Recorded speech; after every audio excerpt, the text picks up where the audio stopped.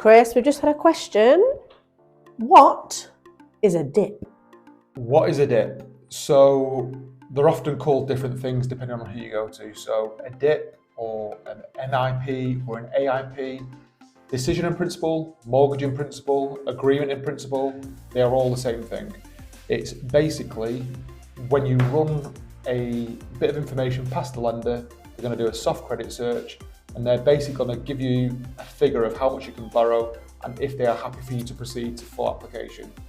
So they're going to ask for things like employment history, what credit commitments you've got, your address history, and other information like that. They're going to assess that information, they're going to do a credit search, and they're going to say, yeah, this applicant can borrow X amount, and we are happy to proceed to full application. Once we've done a decision in principle, the lender often issues a certificate. This can then be used when you are looking at properties and speaking to estate agents. You can provide them with a copy of your DIP, and this basically lets them know that you are in a proceedable position.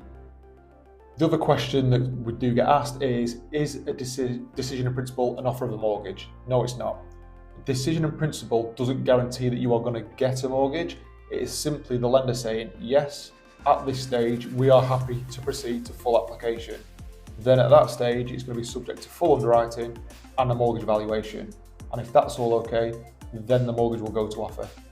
If you need help getting your decision in principle arranged, please feel free to drop me an email or get in contact through social media and we'll talk you through the process and help you get your decision in principle arranged.